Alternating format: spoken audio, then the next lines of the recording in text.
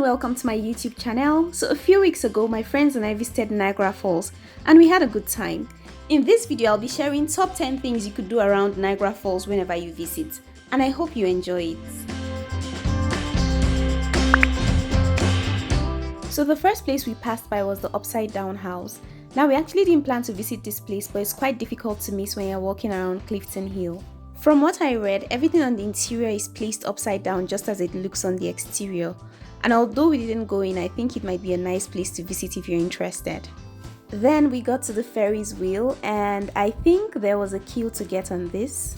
I know you always get a nice view of the city whenever you get on a Ferris wheel, but this gives you a nice view of Niagara Falls, so I think it's something worth exploring if you'd like to. Just behind the wheel, there's a nice dinosaur adventure golf which lets you play through the prehistoric world of dinosaurs. I think this would be really great for kids, but we saw a couple of adults too, so yeah, it's something you could try. Next, we got to the Niagara Speedway and I was so excited about go-karting. It was actually my favorite activity because I had an amazing time. I also feel it's pretty affordable compared to other activities. But like I said, it depends on you and what you would enjoy. So if I had to pick, I would definitely pick go-karting over lots of other activities. So this was me putting on my helmet, preparing for the ride, and I looked a little bit nervous, but then I made it, as you would see. So we moved around a little bit, and I would say the area around Clifton Hill and the falls is actually really busy. There's so much to eat, so much to explore, and so many people.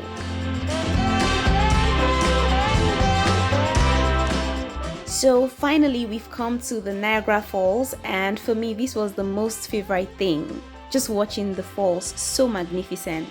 Now Niagara Falls is made up of 3 falls. You have the American Falls, then you have the Bridal Veil Falls just beside the American Falls, and the largest, which is the Canadian Horseshoe Falls.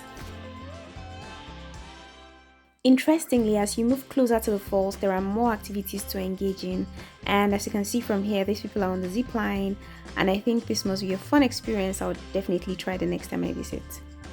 So here you have a closer view of the American Falls, and this is what people from the Canadian side get to see.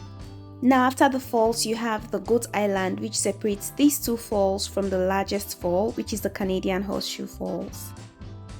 Here you have a closer view of the Canadian Horseshoe Falls, and it's said that 90% of the water from the Niagara River flows down this large fall, while the remaining 10% flows down the American Falls and the Bridal Veil Falls.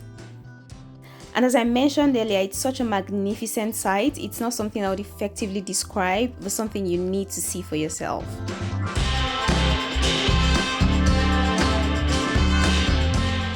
So just in case you were wondering why it's called the Horseshoe Falls, there you go. I think this image makes it really clear. Now other fun things you can do around Niagara Falls include getting on the whirlpool aero car, which takes you across the falls.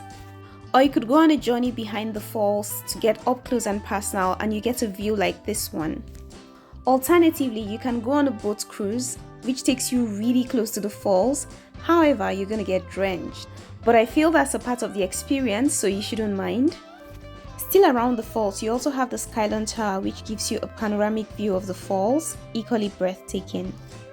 Now when you've done all of these in the daytime, make sure you visit the falls at night for the fireworks by 10 p.m. I think it takes place between May and early October.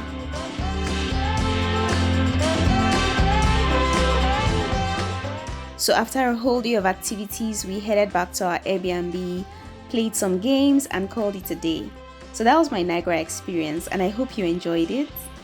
If you did, then please take a moment to like this video and subscribe to my channel, and I look forward to sharing my next video with you. Bye!